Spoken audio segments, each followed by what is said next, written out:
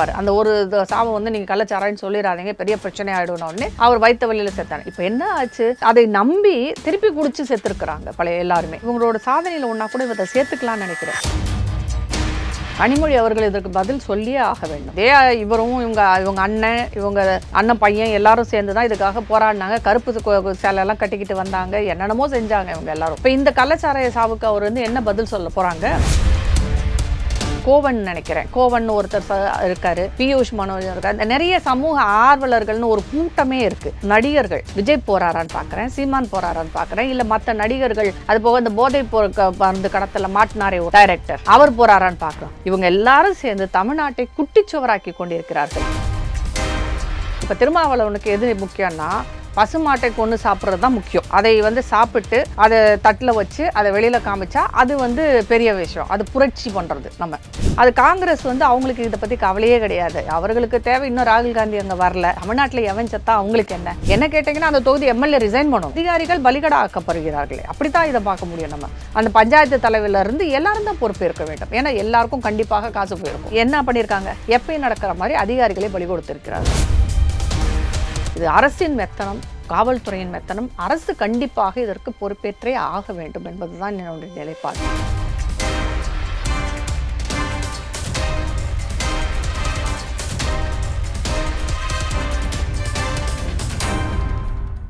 ரியலோ நேயர்களுக்கு வணக்கம். இன்றைய நேர்காணலுக்கு நம்முடன் இணைகிறார் அரசியல் விமர்சகர் திருமதி ராதா தேவர் அவர்கள். வணக்கம் மேடம். வணக்கம். கள்ளக்குறிச்சி மாவட்டம் என்ற பேர் போய் கள்ளச்சாராய மாவட்டம் என்ற பேர் வரும் அளவிற்கு கள்ளக்குறிச்சி மாவட்டம் ஒரு பெரிய பூகம்பரமான ஒரு விஷயம் மீண்டும் இதே திமுக ஆட்சியில் வெடித்து இருக்கு. கள்ளச்சாராயம் மருந்தி இன்னும் 40க்கும் மேற்பட்டவர்கள் ஹாஸ்பிட்டலில் அனுமதிச்சிருக்காங்க. இதில் 36 பேர் இறந்துட்டாங்க, 5 பேர் பெண்கள். இதில் இந்த விஷயத்தை எப்படி பார்க்குறீங்க மேடம்? முதல்ல இறந்தவர்கள் குடும்பத்திற்கெல்லாம் நம்மளுடைய அனுதாபத்தை தெரிவித்துக் கொள்ளும். அவர்கள் ஆத்மா சாந்தி அடையட்டும். இப்போ இந்த விஷயத்தை பொறுத்த வரைக்கும் பார்த்திங்கன்னா, போன வருடம் விழுப்புரத்தில் நடந்தது. இந்த விழுப்புரம், கள்ளக்குறிச்சி, திண்டிவனம் இந்த பக்கம் மாவட்டங்களில் பார்த்திங்கன்னா இந்த மாதிரி கள்ளச்சாராயம் காய்ச்சுவதும் மருந்துவதும் வந்து ரொம்ப சகஜமாக நடக்குது. இதை சவுக்கு சங்கர் கூட வந்து நிறையா பேட்டிகளில் சொல்லியிருந்தார் போன விழுப்புரம் சாவு நடந்தப்போ. இப்போ இந்த சாவை பொறுத்த வரைக்கும் மிக மிக அதிர்ச்சியாகவும் இருக்கிறது. ஆனால் அதே சமயம் வந்து இதை எதிர்பார்த்த ஒன்றாகவுமே தான் இருக்கிறது. ஏன்னா விழுப்புரத்தில் இந்த மாதிரி சாராயம் மருந்து 20 பேர் செத்தப்பே வந்து இவங்க நடவடிக்கையை கடுமையாக்கி இருக்க வேண்டும். நடவடிக்கை கடுமையாக்கியிருக்கணும். ஏன்னா காவல்துறை என்பது முதல்வரின் கையில் இருக்கிறது. காவல்துறைக்கு தெரியாமல் இந்த மாதிரி தவறுகள் நடக்கிறதுக்கு வாய்ப்பே கிடையாது. அவங்க இதை வந்து அப்பயே தடுத்துருக்கணும். கடுமையான நடவடிக்கை எடுத்திருந்தாங்கன்னா இந்த பிரச்சனை வந்திருக்காது. இது போக வந்து பார்த்திங்கன்னா அந்த தொகுதி எம்எல்ஏவாக இருக்கட்டும், அதுக்கப்புறம் வந்து இவர் முதலமைச்சராக இருக்கட்டும், அப்புறம் காவல்துறையாக இருக்கட்டும், மற்ற எல்லாரும் இந்த பொறுப்பில் இருக்கும் எல்லோருக்குமே இதில் வந்து பங்கு இருக்குன்னு தான் சொல்ல முடியும். நாம் இதை எப்படி பார்க்குறோம் அப்படின்னு பார்த்திங்கன்னா, ஏற்கனவே நாம் பார்த்த விஷயங்கள் தான். டாஸ்மாகால நிறைய குடும்பங்கள் அழிந்து கொண்டே இருக்கிறது. குடிகாரர்களின் எண்ணிக்கை கூடிக்கொண்டே இருக்கிறது. இன்றைக்கு வந்து பார்த்தீங்கன்னா கிட்டத்தட்ட 1.32 கோடி குடிகாரர்கள் தமிழ்நாட்டில் மட்டும் இருக்காங்க.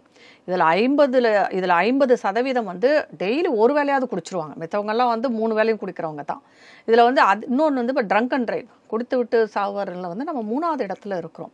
அதே மாதிரி குடியால் சாவறவங்க எண்ணிக்கையும் வந்து தமிழ்நாட்டில் அதிகமாக இருக்கிறது. இது இன்னும் அதிகரித்து கொண்டு தான் போகிறது. டாஸ்மாகால வந்து யாரும் சாக மாட்டாங்கன்னு சொல்கிறதெல்லாம் பொய். டாஸ்மாகால வந்து செத்துட்டு தான் இருக்கிறாங்க. ஆனால் அதை தவிர அந்த டாஸ்மாகோட விலை அதிகமாக இருக்கிறது. அதுக்காக 10 ரூபா 50 ரூபா கூடுதலாக கொடுக்கறது, அது கிடைக்காம போகிறது, இதையெல்லாம் வச்சு பார்க்கும்போது கள்ளச்சாராயமும் பெருக தான் ஆரம்பிக்கும். இது எல்லாருக்கும் தெரிந்த ஒரு விஷயம்தான். கள்ளச்சாராயம் பெருகும் என்பது காவல்துறைக்கு கண்டிப்பாக தெரியும். அப்போ இது மாதிரி தவறுகள் நடப்பதை வந்து அவர்கள் கண்காணித்து கொண்டே இருந்து நிப்பாட்டணும். அதை செய்ய வந்து தவறி இருக்கு காவல்துறை, அரசும் தவறி இருக்கிறது. இன்னைக்கு என்ன சொல்றாங்க, குடிகாரர்கள் தானே அப்படின்ற மாதிரி ஒரு மாதிரி கேவலமாக, அந்த குடிகாரர்கள் போட்ட ஓட்டுல தான் நீங்க ஜெயிச்சு வந்திருக்கீங்க. இப்போ அந்த மக்கள் இறந்தவர்களுடைய குடும்பங்களுக்கு யார் வந்து பதில் சொல்ல முடியும்? இப்போ 50 பேருக்கு பாதிச்சிருக்காங்க. அதில் நிறைய பேர் இப்போ கிட்டத்தட்ட 30க்கு மேலே இறந்துட்டாங்கன்னு சொல்கிறாங்க. மற்றவங்களோட உடல்நிலையெல்லாம் கவலைக்கிடமாக இருக்கிறது.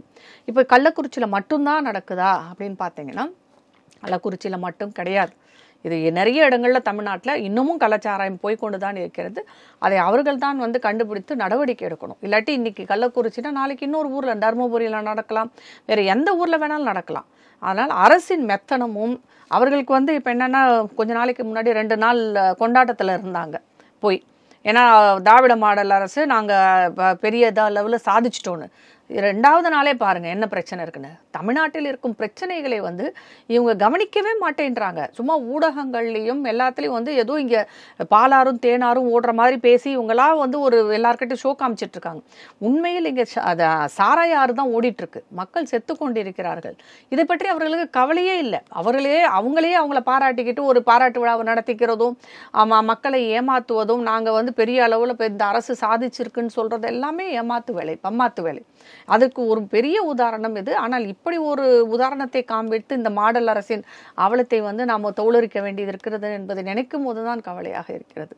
இது அரசின் மெத்தனம், காவல்துறையின் மெத்தனம். அரசு கண்டிப்பாக இதற்கு பொறுப்பேற்றே ஆக வேண்டும் என்பதுதான் என்னுடைய நிலைப்பாடு. கலெக்டர் வந்து என்ன சொல்லியிருக்காருன்னா, ஒரு தவறான ஒரு தகவல் வந்து சொல்லியிருக்காரு. கள்ளச்சாராயம் குடித்து அவர்கள் இறக்கவில்லை, வயிற்று வலியில் தான் இறந்து போயிருக்காங்க அப்படின்னு சொல்லிட்டு ஒரு தப்பான தகவல் வந்து சொல்லியிருக்காரு. அவர் சொல்ல என்ன காரணம்?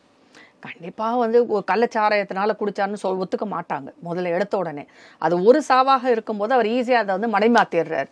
அது கண்டிப்பாக அரசுக்கு தெரிஞ்சுதான் பண்ணியிருப்பார். அந்த ஒரு சாவை வந்து நீங்கள் கள்ளச்சாராயன்னு சொல்லிடாதீங்க, பெரிய பிரச்சனை ஆகிடும்னு உடனே அவர் வயிற்று வலியில் செத்தார். இப்போ என்ன ஆச்சு, மற்றவங்க எல்லாரும் அதை நம்பி திருப்பி குடிச்சு செத்துருக்குறாங்க பழைய எல்லாருமே.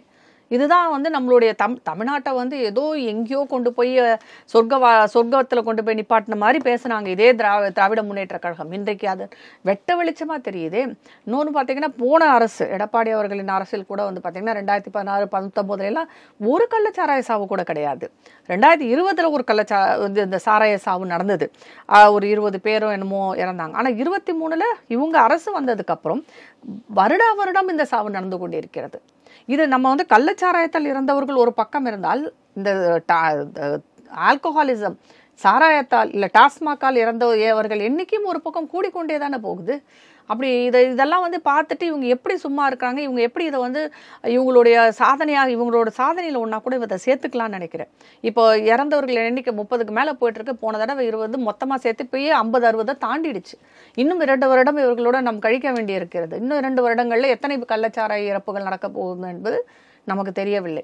இன்னொன்று, ரோட்டில் இதில் வந்து நான் ட்ரங்க் அண்ட் டிரைவ் அந்த டெத்தை எடுத்தால் கூட குடிச்சிட்டு உடல்நிலை சரியில்லாமல் சாவர்கள், அப்புறம் ஏதாவது ஆக்சிடெண்ட்டில் சாகுறவங்க, இப்படி நிறைய இருக்குது இந்த இதில். அதனால் சாராயம் என்பதை வந்து இவங்க எப்படி அலோவ் பண்ணுறாங்க. அரசுக்கு வந்து பணம் கிடைக்க வேண்டும் என்பதற்காக தமிழர்களின் உயிரை வந்து பணயம் வைத்து கொண்டிருக்கிறார்கள் இந்த அரசு. அப்படி தான் நான் இதை பார்க்குறேன். நான் கடந்த ஆட்சியில் பார்த்தீங்கன்னா கனிமொழி அவர்கள் என்ன சொன்னாங்கன்னா, இளம் விதவைகள் அதிகமாக இருக்கிற மாநிலம் தமிழ்நாடாக இருக்கிறது அப்படின்னு சொன்னாங்க.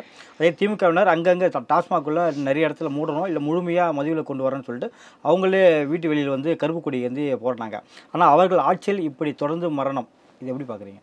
கனிமொழி அவர்கள் இதற்கு பதில் சொல்லியே ஆக வேண்டும். அவர் வந்து பாராளுமன்றத்துக்கு இப்போ எம்பியாக தேர்ந்தெடுத்திருக்காங்க. போன தடவை இருக்கும்போது இவங்க என்ன சொல்கிறாங்க, இதே இவரும் இவங்க அண்ணன் பையன் எல்லாரும் சேர்ந்து தான் இதுக்காக போராடினாங்க. கருப்பு சேலையெல்லாம் கட்டிக்கிட்டு வந்தாங்க, என்னென்னமோ செஞ்சாங்க இவங்க எல்லாரும். அப்புறம் இளம் விதவைகள் இன்றைக்கு வாயை மூடிக்கொண்டு ஓடுகிறார் அந்த கேள்வியை கேட்டாலே. இப்போ இந்த கள்ளச்சாராய சாவுக்கு அவர் வந்து என்ன பதில் சொல்ல போகிறாங்க? இப்போ இந்த சாவுனால வந்து தமிழர்கள் பாதிக்கப்பட்டிருக்கிறார்களே, இதற்கு யாரை பொறுப்பேற்க சொல்ல போகிறாங்க? அவங்க மட்டும் இல்லை, முன்னாடி வந்து இந்த டாஸ்மாக்கு எதிராக கோவன் நினைக்கிறேன், கோவன் ஒருத்தர் இருக்காரு, பியூஷ் மனோஜ் இருக்காரு, நிறைய சமூக ஆர்வலர்கள்னு ஒரு கூட்டமே இருக்கு. இவங்க எல்லாருமே அரசுக்கு எதிராக, எடப்பாடி அரசுக்கு எதிராக வந்து போராட்டம் நடத்துனாங்க, தெருவா நின்னாங்க, என்னென்னமோ செஞ்சாங்க, குட்டிக்காரன் அடிச்சிட்டு இருந்தாங்க. அவங்க எல்லாத்தையும் இப்போ லைன்ல நிற்க வச்சு நம்ம இப்போ கேட்க வேண்டியது இருக்கும், எங்கே போய் மறைஞ்சிட்டாங்கன்னு தெரியல. அது போக நடிகர்கள், நீங்கள் நடிகர்கள் பார்த்தீங்கன்னா இந்த அரசு சிறப்பாக செயல்படுகிறது என்று இப்போ கொஞ்ச நாளைக்கு முன்னாடி கூட கருணாநிதி அவர்கள் 100ஆண்டு விழாவுக்கு பட திறப்பு விழாவோ சிலை திறப்பு விழாவோ அதில் வந்து இந்த சத்யராஜிலேருந்து எல்லாரும் வருஷ கட்டி வந்து நின்று பேசுனாங்க. இப்போ அவங்கள பேச சொல்லுங்களேன் பார்ப்போம். சமூக நீதியை பற்றி எந்த நடிகராவது வாயை திறப்பாங்களா? மற்றதுக்கெல்லாம் மட்டும் நீங்கள் கதறிக்கிட்டு வர்றீங்க. இங்கேருந்து எங்கேயோ இருக்கிற என்னது பாலஸ்தீன் பிரச்சனைக்கு கூட கொடி பிடிக்கிறீங்க. இங்கே மணிப்பூரில் வந்து செத்து போகிறாங்கன்னு சொல்லிட்டு இங்கே வந்து எல்லாரும் வந்து குரல் கொடுத்து கொண்டு இருக்கிறீர்கள். ஏன் இப்போ இங்கே நடக்கிற சாராய சாவு மட்டும் கம்மியா? அப்போ தமிழன் என்பவன் இறந்தால் இவர்களுக்கு அக்கறையே கிடையாது. இவர்கள் தமிழர்களை வந்து ஒரு பொருட்டாக கூட மதிக்க மாட்டாங்க. எங்கேயோ யாரோ ஒரு ஆள் செத்தா மட்டும் இங்கே உடனே வந்து இவங்க மத்திய அரசுக்கு எதிராக குரல் கொடுப்பாங்க. ஏன் இப்போ ஆளும் திமுக அரசுக்கு எதிராக நீங்கள் குரல் கொடுங்க. உண்மையிலேயே இவர்களுக்கு சூடு சொரணை ஏதாவது இருந்ததுன்னா இவர்கள் யாராவது ஒருத்தர் வந்து இந்த அரசுக்கு எதிராக குரல் கொடுக்க சொல்லுங்கள் பார்க்கலாம். எல்லாருமே காசுக்கும் இவர்கள் போடும் பிச்சைக்காகவும் அடிமையாக இருக்கும் ஜனக்கூட்டம் தான் இது. அதுவும் சினிமா நடிகர்களை சொல்லவே தேவையில்லை. ஏன்னா சினிமா துறை இவர்கள் கையில் தானே இருக்கு. அதனால அவர்கள் போடும் எலும்பு துண்டுக்காக இவர்கள் வாலாட்டி கொண்டு தான் இருப்பார்கள். ஆனா இப்ப 50 பேர் செத்து போயிருக்காங்கன்னா அந்த குடும்பத்திற்கான பதிலை இவங்க சொல்லுங்களேன். எத்தனை இப்ப இது தூத்துக்குடியில ஸ்டெர்லைட் விவகாரத்துல இறந்தப்ப இங்க இருந்து லைன் கட்டி போய் வந்து அவங்களெல்லாம் பார்த்துட்டு வந்தாங்க. இப்ப எத்தனை பேர் இவங்களை போய் பார்க்குறாங்கன்னு பார்க்குறேன். இந்த சாராய சாவில் இறந்தாங்க இல்லையா, விஜய் போறாரான்னு பார்க்குறேன், சீமான் போறாரான்னு பார்க்குறேன், இல்லை மற்ற நடிகர்கள் நிறைய பேர் பேசுகிறாங்க இல்லையா, அவங்க எல்லாம் வரிசையாக போய் பார்க்குறாங்களான்னு பார்க்குறேன். அது போக இந்த போதை மருந்து கடத்தல மாட்டினாரே ஒரு நடிகர் டைரக்டர், அவர் போறாரான்னு பார்க்குறோம். இவங்க எல்லாரும் சேர்ந்து தமிழ்நாட்டை குட்டிச்சுவராக்கி கொண்டிருக்கிறார்கள். ஒன்று போதைப் பொருள் பழக்கம், இளைஞர்கள் முழுக்க முழுக்க போதைப் பொருளுக்கு அடிமையாகி கொண்டிருக்கிறார்கள். இன்னொன்று நடுத்தர வர்க்கமும் நடுத்தர மக்களும் சாராயத்துக்கு அடிமையாகி கொண்டிருக்கிறார்கள். சாராயம் இல்லாமே இருக்க முடியாதுன்றதுனால தானே மெத்தனால் என்று ஒரு மிக கொடிய பொருள், ஹஷீஷ் என்னும் ஒரு போதைப் பொருள், இதை வந்து மூளையே மழுங்கடிச்சு வச்சிருக்காங்க. ஏன்னா இவங்களுக்கு ஓட்டு போடுறதுக்கு மூளை இருந்தால் நம்ம ஓட்டு போட முடியாதுன்னு சொல்லிட்டு இளைய தலைமுறையையும் இப்போ இருக்கிற தலைமுறையும் இவர்கள் மூளையை வந்து மழுங்கடிக்கிறதுக்காகவே இந்த சாராயம் விற்கிறது, போதைப் பொருள் விற்கிறது, சினிமா என்னும் போதை, அதுக்கப்புறம் வந்து கலாச்சார சீரழிவு வந்து நிறைய நடந்தது. கொஞ்ச நாளைக்கு முன்னாடி தெருவுக்கு தெருவு வந்து ஹாப்பி ஸ்ட்ரீட்டுன்னு சொல்லிட்டு டான்ஸ் ஆடிட்டு இருந்தாங்க. அதுவும் இதெல்லாம் என்னன்னா இளைஞர்களை சிந்திக்க விடாமல் செய்யும் ஒரு செயலாகத்தான் நான் பார்க்கிறேன். அதுக்கு நடுவில் இவங்க ஏதாவது ஃபங்க்ஷன் நடத்தி இவங்க பாராட்டிக்குவாங்க, அதில் 4 பேரை டான்ஸ் ஆட விடுவாங்க. இப்படித்தான் தமிழ்நாட்டை சீரழித்து கொண்டிருக்கிறார்கள். அதையும் மீறி தமிழ்நாடு வந்து கொஞ்சமாவது உயிர்ப்பாகவும் வளர்ச்சி பாதையிலும் இருக்கிறது என்றால் அதுக்கு முழுக்க காரணம் தமிழர்கள் மட்டுமே. கொஞ்சம் சுய சிந்தனையோடும் கொஞ்சம் நிதானமாகவும் இருக்கும் தமிழர்கள் இதற்காக பாடுபட்டு கொண்டிருக்கிறோமே தவிர இந்த அரசு கிடையாது. இந்த அரசு அந்த மூலையை மழுங்கடிக்கிறதுக்கான வேலையை எல்லாமே செய்து கொண்டிருக்கிறது. அதில் ஒன்றாகத்தான் இதை நான் பார்க்கிறேன். இந்த சாராய சாவையும் நான் பார்க்கிறேன். திமுக கூட்டணியில் இருக்கிற பிரதான எதிர்க்கட்சிகளாக இருக்கிற காங்கிரஸ், திருமாவளவன் போன்ற எந்த தலைவர்களும் இந்த விவகாரத்தை பற்றி எதுவும் பேசலை. அரசுக்கு எதிராக எந்த ஒரு பதிவையும் எடுக்கலை. அவங்க எப்படி எடுப்பாங்க? அவங்க எல்லாரும் அந்த புள்ளி கூட்டணியில் இவங்க கூட சேர்ந்து இருக்கிறவங்க எடுக்கிறதுக்கு வாய்ப்பே இல்லை. இப்போ திருமாவளவனுக்கு எது முக்கியம்னா பசுமாட்டை கொண்டு சாப்பிட்றது தான் முக்கியம்.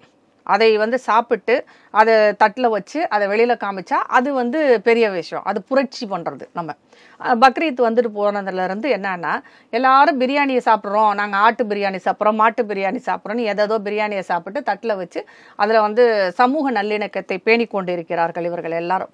அது காங்கிரஸ் வந்து அவங்களுக்கு இதை பற்றி கவலையே கிடையாது. அவர்களுக்கு தேவை இன்னும் ராகுல் காந்தி அங்கே வரல, அதுக்கப்புறம் அங்கங்கே இந்த ட்ரெயினை வந்து யாரோ சதிவேலை செய்து கவுத்து கொண்டு இருக்கிறார்கள். அதை எல்லாத்துக்கும் இவங்க பின்னாடி இருந்து இவங்க ஊக்கமளித்து கொண்டிருக்கிறார்கள் அவர்களுக்கெல்லாம். ஏன்னா அவங்களுக்கு வந்து முதல் அஜெண்டா அது மட்டும்தான். தமிழ்நாட்டில் எவன் சத்தா அவங்களுக்கு என்ன, தமிழ்நாட்டில் எதை பற்றி பேசினாலும் இவர்களுக்கு என்ன, அவங்களுக்கு அதை பற்றியெல்லாம் கவலையே கிடையாது. ஏன்னா இந்த அரசு இருந்தால் தான் அவங்க இருக்க முடியும். இன்னொன்று நம்ம தோழர்களை பற்றி நாம் சொல்ல வேண்டும். கம்யூனிஸ்ட் தோழர்கள்னு ஒரு கூட்டம் ஒன்று இங்கே சுற்றிட்டு இருக்கு. இந்த தடவை 4 சீட்டு வேறு ஜெயிச்சிட்டாங்க. 4 சீட்டு ஜெயிச்சு அவங்க மக்களுக்காக எதுவுமே பேச மாட்டாங்க, திராவிட முன்னேற்ற கழகத்துக்காக மட்டும் பேசுவாங்க. ஏன்னா அதுதானே உங்களுக்கு வந்து படி இழந்து கொண்டிருக்கிறது. அந்த கட்சி படி இழக்கிறதுனால இவங்க இங்கேருந்து என்ன பண்ணுவாங்க, வெளி மாநிலங்களில் மணிப்பூரில் நடக்கிறதுக்கும் அதுக்கப்புறம் இது உத்தரப்பிரதேசத்தில் அப்புறம் இவங்க எங்கெல்லாம் பாஜக ஆளுதோ அந்த இடங்களில் நடக்கிற பிரச்சனைகளுக்கெல்லாம் இங்கேருந்து குரல் கொடுப்பார்களே தவிர இங்கே தமிழ்நாட்டில் நடக்கிற ஒரு பிரச்சனைக்கு கூட இவர்கள் வெளியில் வந்து குரல் கொடுக்க மாட்டார்கள். நம்ம விவசாய பிரச்சனையில் பார்த்துருக்குறோம் இவங்க என்ன பண்ணாங்கன்ட்டு, செவிலியர் பிரச்சனையில் பார்த்துருக்கோம், ஆசிரியர் பிரச்சனையில் பார்த்துருக்கோம், பேருந்து போக்குவரத்து துறை ஊழியர்கள் பிரச்சனையில் பார்த்துருக்கோம். ஒரு பிரச்சனையில் கூட இந்த கம்யூனிஸ்ட்காரர்கள் ஒரு ஒரு ஒரு ஒரு ஒரு வார்த்தை கூட அரசை எதிர்த்தோ இல்லை அரசை கண்டித்தோ பொது வெளியில் பேசவும் இல்லை, வெளியே வரவும் இல்லை. இவங்க வர மாட்டாங்க. ஏன்னா இப்போ மதுரை எம்பி இருக்கார் இல்லையா வெங்கடேசன், அவர் முழுக்க இப்போ திராவிட முன்னேற்ற கழகத்தை அவர் வந்து கம்யூனிஸ்டாக இருக்காரான்னு தெரியல, கம்யூனிஸ்ட் கட்சியில் திமுகவில் சேர்ந்துட்டாரான்னு கூட தெரியல. அவர் முழுக்க அங்கே ஐக்கியமாகி, ஏன்னா அவர் கண்டினியூ பண்ணணும்ல, எம்பியாக கண்டினியூ பண்ணுறதுக்கான எல்லா வேலையிலும் இருப்பார். இந்த சாராய சாவுக்கு ஏதாவது தோழமை சுட்டுதல் கொஞ்சம் செய்யுங்களேன், அது கூட செய்ய மாட்டாங்க இவங்க. ஏன்னா செத்து போனவங்களை பற்றி நம்ம வாயை திறக்கக்கூடாதுன்ற மாதிரி எல்லாம் அப்படியே கம்மு போட்டு ஓட்டுன மாதிரி உட்காந்துட்டு இருக்காங்க. இவங்க என்ன சொல்கிறாங்க, இதே கம்யூனிஸ்ட் கட்சியை சேர்ந்த தலைவர் சிபிஎம் தலைவர் கே பாலகிருஷ்ணன் என்ன சொன்னாரு? ரயில்வேஸ் விபத்துக்கு வந்து மோடி வந்து பொறுப்பேற்று விலக வேண்டும், இல்ல அஸ்வினி வைஷ்ணவ் வந்து பொறுப்பேற்று விலக வேண்டும், அப்படி இப்படின்னு ஏதோ பேசினார். உண்மையில சொல்லணும்னா நம்ம அதை சொல்லக்கூடாது, இருந்தாலும் சொல்கிறேன். போன ஆட்சியில் நடந்த ரயில் விபத்துக்களை விட இப்ப கம்மியா தான் இருக்கு, அதுல ஒன்றும் மாற்று கருத்து. ஆனா இப்ப நடக்கிற ரயில் விபத்துகளின் பின்னால் ஏதோ சூழ்ச்சி சதி இருக்கிற மாதிரி தெரியுது. ஏன்னா ரயில்வேஸை பொறுத்த வரைக்கும் இந்தியா வந்து மிக அதிகமாக முன்னேறி கொண்டிருக்கிறது. கிட்டத்தட்ட இப்போ வந்து ஏற்கனவே லாஸ்ல போயிட்டு இருந்த ஒரு துறை, ரயில்வே துறை மிக மோசமாக கையாளப்பட்ட ஒரு துறைன்னு கூட சொல்லலாம். இன்றைக்கு 2.40 லட்சம் கோடி ப்ராஃபிட்ல போயிட்டு இருக்கு. அது அதிகமான வருமானத்தை பார்த்து கொண்டு இருக்கிறது. எல்லா பக்கமும் மேட் இன் இந்தியாவில், அதுவும் நம்ம சென்னையில் இருக்கிற ரயில் பட்டி தயாரிக்கிற கம்பெனியில் இருந்து தான், ஃபேக்ட்ரியில இருந்து தான் வந்தே பாரத் ட்ரெயின் எல்லா பக்கமும் வந்து உருவாகி போய்கொண்டிருக்கிறது. பல இடங்களில் வந்து ரயில் நிலையங்களாக இருக்கட்டும், இல்லை ரயில் தண்டவாளங்களாக இருக்கட்டும், எல்லாற்றையுமே மாற்றி அமைத்து கொண்டிருக்கிறார்கள். இது பிடிக்கல. இது சைனா போன்ற நாடுகளுக்கு கண்டிப்பாக பிடிக்காது. ஏன்னா நம்ம சைனாவை மீறி போயிடக்கூடாதுன்றது அவங்க பார்க்குறாங்க. அதுபோக அண்டை நாடுகள் இவங்களுக்கெல்லாம் கைக்கூலி மாதிரி இந்த நம்ம ஊரில் இருக்க எதிர்க்கட்சிகள் அவங்க கூட சேர்ந்துக்கிட்டு ரயில்வேயில் வந்து என்னெல்லாம் கோல்மால் செய்ய முடியும், குழப்படி செய்ய முடியும், எவ்வளோ உயிரிழப்புகள் வர முடியுமோ அவங்களுக்கு அது கொண்டாட்டம். இது மக்கள் இறந்ததில் வந்து என்ன சதி இருக்க, ஏன் இப்படி நடந்தது, இதை சரி செய்யணுன்ற மாதிரி ஏதாவது ஒரு ஐடியா கொடுத்தா நல்லாயிருக்கும். அதை செய்ய மாட்டாங்க. உடனே வந்து மோடி விலகின உடனே இங்கே எல்லா ட்ரெயின் விபத்தும் நின்றுடும் அப்படிங்கிற மாதிரியே இவங்க பேசுவாங்க. அப்போ இது என்னது, பஸ்ஸில் போகிறாங்களே, பஸ்ஸில் எத்தனையோ ஆக்சிடென்ட் நடந்துட்டுருக்கு. அப்போ போக்குவரத்து துறை அமைச்சர் வந்து ரிசைன் பண்ணணுமா எல்லா இடத்துலையும்? எதுக்கு வந்து இவங்க ஒரு நல்ல விஷயங்களை சொல்லி அதை சரி செய்வதற்கு ஒரு ஆக்கப்பூர்வமான எதிர்க்கட்சியாக செயல்படாமல் அழிவு பாதைக்கு இந்தியாவை கொண்டு செல்வதில் தான் இந்த எதிர்க்கட்சிகளுக்கு வந்து ஆசையை தவிர உண்மையான அக்கறையெல்லாம் அவங்களுக்கு எதுவுமே கிடையாது. அது கம்யூனிஸ்ட் கட்சிகளுக்கு சுத்தமாக கிடையாது. எடப்பாடி பழனிசாமி அவர்கள் இதுக்கு தார்மீக பொறுப்பேற்று முதல்வர் ஸ்டாலின் அவர்கள் பதவி விலகணும் அப்படின்னு சொல்லியிருக்காரு. இந்த கருத்தை எப்படி பார்க்குறீங்க மேடம்? ஆமாம், இப்போ எடப்பாடி அவர்கள் முதல்வராக இருக்கும்போது அதைத்தானே இவர் செஞ்சார், அரசியல் செய்தார். முதல்வர் அவர்கள் வந்து இதில் நடந்த எடப்பாடி பேசுனா நம்ம அரசியலாக எடுத்துக்கலாமா? இதில் அரசியலும் இருக்கிறது, உண்மையும் இருக்கிறது, ரெண்டும் தான் எடுக்கும். இப்போ தூத்துக்குடி பிரச்சனையில் இறந்தப்ப எடப்பாடி அவர்களை பதவி விலக சொல்லி இதே ஸ்டாலின் கேட்டார். இன்றைக்கு இந்த இதுக்கு அவர் கேட்குறாரு, மாற்றி கேட்குறாங்க. ஏன்னா ஏற்கனவே விழுப்புரத்தில் நடந்தப்பயே வந்து இதுதான் கேட்டாங்க. ஏன் அவர்கள் கேட்கிறார்கள் என்றால் இதற்கு காரணம் யார்? அப்போ திமுகவுக்கு இதற்கு தொடர்பு உண்டா இந்த இறப்புக்கு? இன்னொன்று, காவல்துறை முதலமைச்சரோட கையில் இருக்குது. அப்போ காவல்துறை வந்து தன் கடமையை செய்ய தவறிவிட்டது. அப்போ முதலமைச்சருக்கு வந்து இதில் வந்து என்ன மாதிரியான ஒரு துறையை கையில் வைத்துக்கொண்டு அவர் வந்து செயலிழந்திருக்கிறாரா அப்படின்றது தான் உங்களோட கேள்வி. அவர் அரசியல் செய்யத்தான் செய்வார். ஏன்னா அவர் எதிர்க்கட்சி இல்லையா? திமுக செய்யாத எதிர்க்கட்சி அரசியலையா இவர் எடப்பாடி செய்திருக்கார்? இன்றைக்காவது அவர் அது வந்து வாயை திறந்து கேட்டிருக்காருன்னு நான்லாம் சந்தோஷப்படுறேங்க. உண்மையில் இப்போ தான் வந்து அவர் அரசியல் செய்யவே ஆரம்பித்திருக்கிறார். அது நல்ல விஷயம்தான். இதுதான் இப்போ வந்து திமுகவுக்கு ஒரு செக்காக இருக்க முடியுமே தவிர சும்மா அவங்க சொல்கிறதெல்லாம் கேட்டுக்கிட்டு இருக்க அரசியலை எதையுமே வாயை திறக்காம எதிர்க்கட்சியாக அதிமுக செயல்பட்டு கொண்டிருந்தால் அவர்களுடைய எதிர்காலம் கண்டிப்பாக இங்கே சிதைந்து போய்விடும். இதை குரல் எழுப்ப வேண்டும். இதற்கான நியாயத்தை வந்து நம்ம கண்டிப்பாக பார்க்க வேண்டும். இந்த சதிக்கு பின்னால், இந்த கள்ளச்சாராய சாவுக்கு பின்னால் யாரெல்லாம் இருந்தாங்கன்றதை கண்டிப்பாக கண்டுபிடித்தே ஆக வேண்டும். இது கள்ளச்சாராயத்தை முற்றிலுமாக ஒழிக்க வேண்டும். ஆனால் இதில் ஒரு விஷயம், நான் அண்ணாமலை அவர்கள் சொன்னதை வரவேற்கிறேன். இதில் கொஞ்ச நாளைக்கு முன்னாடி சொன்னேன், ஏன் அது அனுமதிக்க கூடாது அப்படின்னு கேட்டார். அது உண்மையிலே நல்ல ஒரு விஷயமாகத்தான் நான் பார்க்கிறேன். ஏன்னா தென்னை மரமும் சரி, பனைமரமும் நம்மளுடைய வாழ்வாதாரத்தோட ஒன்றிய ஒன்று. தமிழர்களின் வாழ்வாதாரத்தை பொறுத்த வரைக்கும் நிறைய இருக்குது. அது எல்லாருக்கும் வந்து அது எக்கானமி வைஸ் வந்து பார்த்தீங்கன்னா கூட உங்கள் பொருளாதாரத்தில் கூட அது நமக்கு நல்ல விஷயம்தான்.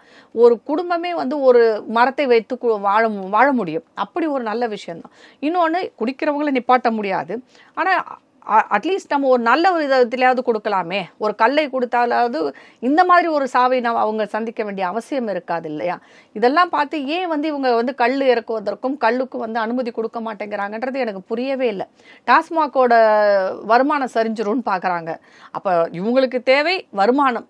அது மக்கள் செத்தா கூட பரவாயில்லை, ஆனால் நல்ல விஷயங்கள் எல்லாம் நம்ம எடுத்துக்க மாட்டோம் என்று அண்ணாமலை அவர்கள் கூறிய கருத்தை இந்த அரசு பரிசீலனை செய்தால் இந்த கள்ளச்சாராய சாவையாவது நம்ம தடுக்கலாம். அது ஒரு நல்ல விஷயமாகத்தான் நான் பார்க்கிறேன்.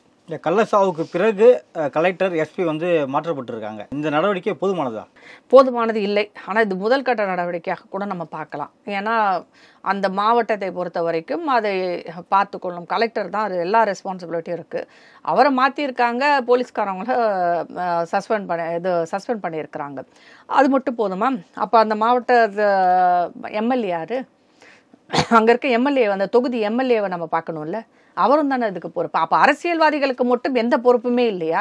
அதிகாரிகளுக்கு மட்டும்தான் இங்கே பொறுப்பு இருக்கா? மற்ற எல்லா விஷயத்துலையும் வந்து அரசியல்வாதிகள் வந்து நாங்கள் தான் வந்து திராவிட மாடல் ஆட்சி நடத்துகிறதே நீங்கள் தான் சொல்லும்போது, அந்த மாடல் ஆட்சியில் ஒரு பிரச்சனை வந்ததுன்னா நீங்கள் விலகிக்குவீங்களா? அப்போ அந்த என்ன கேட்டிங்கன்னா அந்த தொகுதி எம்எல்ஏ ரிசைன் பண்ணணும் இந்த மாதிரி பிரச்சனைகள். ஏன்னா அவரும் வந்து அதுக்கு ரெஸ்பான்சிபிலிட்டி தானே, அவரும் அதற்கு பொறுப்பேற்க வேண்டாமா? இதில் வந்து இது ஒன்று தான் பார்க்குறேன். அரசியல்வாதிகள் ரொம்ப சுலபமாக தப்பித்துக் கொள்கிறார்கள், அதிகாரிகள் பலிகடா ஆக்கப்படுகிறார்கள். அப்படி தான் இதை பார்க்க முடியும் நம்ம. அவர்கள் ஏன்னா அவங்க முன்னாடி இருக்கிறதுனால அவங்க வந்து பலிகடா ஆயிடுறாங்க, இவங்க பின்னாடி இருக்கிறதுனால இவங்க தப்பிச்சுக்கிறாங்க. அப்போ தொகுதியில் இருக்கிற எம்எல்ஏ, கவுன்சிலர் எல்லாரையும் தானே நம்ம இதில் பொறுப்பெடுத்துக்க சொல்ல முடியும். அந்த பஞ்சாயத்து தலைவரிலிருந்து எல்லாரும் தான் பொறுப்பேற்க வேண்டும். ஏன்னா எல்லாருக்கும் கண்டிப்பாக காசு போயிருக்கும், எல்லாருக்கும் இதில் சம்பந்தம் எங்கேயோ ஒரு இடத்துல இருந்திருக்கும், அவர்களுக்கு தெரிந்திருக்கும் இந்த கள்ளச்சாராயம் விற்பது. தெரியாமல் நடக்கிறதுக்கு வாய்ப்பே கிடையாது. அப்போ இவங்க எல்லாருமே பதவி விலக வேண்டும். அப்புறம் அதுக்கு மேலே இருக்கிறவர் தான் முதலமைச்சர். இப்போ என்ன பண்ணியிருக்காங்க? எப்பயும் நடக்கிற மாதிரி அதிகாரிகளை பலி கொடுத்திருக்கிறார்கள். அது மட்டும் தான் நடந்திருக்கு, வேற ஒன்றும் இல்லை. இப்போ இந்த கள்ளச்சாராய மரண விவகாரம் வந்து விக்கிரவாண்டி தேர்தலில் திமுகவுக்கு ஒரு பின்னடைவை ஏற்படுத்துமா? இருக்கணும், இருந்தால் நல்லது. மக்கள் வந்து கொஞ்சமாவது இவர்களுக்கு புத்தி ஊட்ட வேண்டும், இல்லை இவர்களுக்கு வந்து ஒரு நல்ல செய்தியை சொல்ல வேண்டும். இல்லாட்டி இவங்களுக்கு வந்து இந்த மாதிரி ஓட்டு போடாமல் இவங்களை தோக்கடிச்சாங்கன்னா அது அவர்களுக்கு ஒரு கண்டிப்பாக ஒரு திருந்துவதற்கான ஒரு வாய்ப்பாக இருக்கும். ஆனால் மக்கள் வந்து முட்டாள்தனமாக காசை வாங்கி கொண்டு திருப்பி இவங்களுக்கு ஓட்டு போட்டிருந்தாங்கன்னா அவங்க செய்கிற தப்பு செஞ்சுக்கிட்டே தான் இருப்பாங்க. இன்றைக்கு 50ஆக இருப்பது நாளைக்கு 100ஆக மாறும், அவ்வளோதான். இது மக்கள் தான் வந்து முடிவெடுத்து அதை செய்ய வேண்டும். அவங்க வந்து அந்த மாதிரி செய்ய மாட்டேங்கிறாங்க. இங்கே ஜாதி வாரியாகவும் மத வாரியாகவும் இனம் வாரியாகவும் என்னது இந்த பல விஷயங்களில் பிரிந்து கிடக்கும் மக்கள் வந்து அந்த மாதிரி அவங்களுக்கு ஏற்ற மாதிரி ஓட்டு போட்டுட்டு போகிறாங்களே தவிர ஒரு நல்லாட்சி வேண்டும், நல்ல விஷயங்கள் இங்கே நடக்கணும், நேர்மையான ஆட்சி இருக்கணும், ஊழலற்ற ஆட்சி இருக்கணும்னு நினைத்து ஓட்டு போட்டால் இந்த மாதிரி சாவுகளை நாம் தவிர்க்கலாம். இப்போவாது மக்கள் கொஞ்சமாவது உணர்ந்து ஓட்டை சரியான ஆட்களுக்கு போட வேண்டும். திமுகவுக்கு ஒரு பாடத்தை அவர்கள் புகட்டினால் அது நல்லதாகத்தான் இருக்கணும் தமிழ்நாட்டிற்கு. அதை விடுத்து திருப்பியும் அவங்களுக்கே ஓட்டு போட்டு ஜெயிக்க வச்சுக்கிட்டு இருந்தாங்கன்னா நம்ம என்ன சொல்றதுன்னே தெரியல. அதில் கள்ளச்சாராயம் கொடுத்து பெண்களும் இல்லை 5 பேர் இறந்து போயிருக்காங்க. ஸோ பெண்களும் இப்போ போதைக்கு அடிமையிட்டு வராங்க. இந்த ட்ரெண்டை எப்படி பார்க்குறீங்க மேடம்? இது நகர்ப்புறங்களையும் நடக்குதுங்க. டாஸ்மாகில் லேடிஸ் போய் வாங்கிட்டு தான் இருக்கிறாங்க. அதே தான் வந்து கிராமப்புறங்களையும் நடக்குது. இங்கே கிராமம் நகரம்லாம் ஒன்றும் இல்லை, எல்லா பக்கமும் திராவிட மாடல் தான் இருக்குது. அதில் என்ற மாற்று கருத்தும் இல்லை. இவங்க தான் வந்து பெண்களுக்கும் சம உரிமை கொடுத்துருக்காங்க, பெண்கள் முன்னேற்றத்திற்கு பாடுபட்டு இருக்கிறாங்க, பெண்களுக்கு வந்து எல்லா இதையும் சலுகையும் செய்திருக்காங்கல்ல. அப்போ இதுவும் ஒன்று. அதில் குடிப்பதும் ஆண்களுக்கு இணையாக பெண்கள் எதில் முன்னேறி வர்றாங்களோ இல்லையோ, இந்த போதைப் பொருள் உபயோகிப்பதிலும் இந்த சாராயம் குடிப்பதிலும் டாஸ்மாகில் இருப்பதிலும் இணையாகத்தான் வந்து கொண்டிருக்கிறார்கள். இன்னும் நிறைய விஷயங்கள் சொல்லிகிட்டே போகலாம். நாம் நீங்கள் கொஞ்ச நாளைக்கு முன்னாடி நடந்த கருக்காவினத்து விஷயத்தையே எடுத்துக்கோங்களேன். ஒரு பெண் தான் வந்து அந்த விஷயத்தில் வந்து முதல் ஆளாக இருந்தார். அவள் தான் வந்து இந்த பள்ளி குழந்தைகள், பள்ளி பெண்களை எல்லாத்தையும் வந்து விபச்சாரத்தில் தள்ளினார். இப்போ ஒரு பெண்ணு தான் வந்து அது காரணமாக இருந்தால், கூட வந்து இன்னொரு ஆண் இருந்தாங்க. எல்லா வகையிலும் இங்கே பார்த்தீங்கன்னா தவறுகள் நடக்கும் எல்லா இடத்திலும் 50-50 ஆண்களும் இருக்கிறார்கள், பெண்களும் இருக்கிறார்கள். இதுதான் இன்றைக்கு வந்து நம்மளோட என்ன சொல்கிறது, சமநீதி, ஆண் பெண் 2 பேருக்கும் எல்லாருக்கும் ஒரே மாதிரியான சமூக நீதி எல்லாத்தையும் வந்து இந்த திராவிட அரசு வந்து கொடுத்துருக்கிறது. இன்னொன்று சொல்றேன், குற்றவாளிகளில் வந்து பாதி பேர் இப்போ பெண்ணாக தான் இருக்காங்க. ஆண்கள் மட்டுமே இங்கே பங்கெடுக்கலை, பாதி பேர் பெண்கள். எந்த குற்றத்தை எடுத்தாலும் அதில் ஒரு பெண்ணும் சேர்ந்து தான் இருக்கிறார். அந்த அளவுக்கு வந்து ஒரு மோசமான ஒரு சமூக அவலத்தை நாம் பார்க்கிறோம். சமூக அவலம் என்பது வந்து நீங்கள் ஒரு கோர்ட்டுக்கோ, நீங்கள் போலீஸ் ஸ்டேஷனோ, இல்லை நீங்கள் ஜெயிலுக்கு பிரிசனுக்கோ போய் பார்த்தீங்கன்னா, புழலுக்கெல்லாம் போய் பார்த்தீங்கன்னா தெரியும், ஈக்குவலாக வந்து பெண்களும் இருக்கிறார்கள். அப்படின்னா நீங்கள் சொல்கிறீங்க படிக்க வச்சுருக்கோம், நாங்கள் பொருளாதாரத்தில் முன்னேறி இருக்கிறோம், அப்படியெல்லாம் பேசுகிற நீங்கள் ஏன் இந்த மாதிரி அவலங்கள் வந்து தமிழ்நாட்டில் நடக்குது? இங்கே ஒன்று அங்கே ஒன்றும் இல்லை, நம்ம டெய்லி பார்க்குறோம் இந்த மாதிரி பிரச்சனைகள் நடந்து கொண்டு இருப்பதை. அப்போ என்ன நீங்கள் வந்து படிப்பறிவை கொடுத்துருக்கிறீர்கள் என்று தெரியவில்லை. ஆனால் உங்களுக்கு என்ன தேவைன்னா, ஒரு ரிட்டையர்ட் ஜட்ஜை வச்சுக்குவீங்க, ஒரு ஆள் கமிட்டியை போடுவீங்க, நீங்கள் விபூதி வச்சுக்கக்கூடாது, பொட்டு வச்சுக்கக்கூடாது. இதில் தான் உங்கள் கவனம். இந்துக்களையும் இந்து மதத்தையும் வந்து பேசுகிறத மட்டும்தான் உங்கள் கவனம் செலுத்துகிறீங்களே தவிர மக்கள், தமிழக மக்களின் நிலை என்ன என்பதில் கொஞ்சம் கூட உங்களுக்கு வந்து கவலையே இல்லை. அதை பற்றி தான் அவங்க பேசிட்டு இருக்காங்க. அதை தான் பெருசாக பேசிட்டு இருக்காங்க. வச்சிருக்கக்கூடாது, அதை பண்ணக்கூடாது. ஜாதி பிரச்சனை, ஜாதிய பிரச்சனை வருகிறது என்றால் அந்த பிரச்சனையை தடுக்க வேண்டிய பொறுப்பு யாரிடம் இருக்குது? அரசிடம் இருக்குது. அதை தடுங்கள். அப்போ நீங்கள் சொன்ன இந்த ஜாதியே இல்லாமல் போச்சு அப்படின்னு சொல்கிறதெல்லாம் பொய்யா இங்கே? அப்போ நீங்கள் யாரை தடுக்கிறதுக்காக, இங்கே வந்து யாரை ஏமாத்துறதுக்காக நீங்கள் இந்த மாதிரியெல்லாம் கொண்டு வரீங்க? சந்துரு என்பவர் யார்? ஒரு ரிட்டையர்ட் ஜட்ஜ். ஒரே ஒரு ஆளை வச்சு நீங்கள் வந்து ஒரு கமிட்டி போட்டு அதை கொண்டு வரீங்க. தனிநபர் பரிந்துரை குழுன்னு சொல்லிட்டாங்க. ஆமாம், தனிநபரை போட்டு. அப்போ தனிநபர்னா இருக்க 80% இந்துக்கள் இருக்கிறோம். எங்களோட ரெப்ரசன்டேஷன் எங்கே இருக்குது? கேட்டால் அவரும் இந்து தானேன்றீங்க. நடப்பு அரசியல் குறித்து பல்வேறு கருத்துக்களை பிரதமர் மிக்க நன்றி மேடம். நன்றி.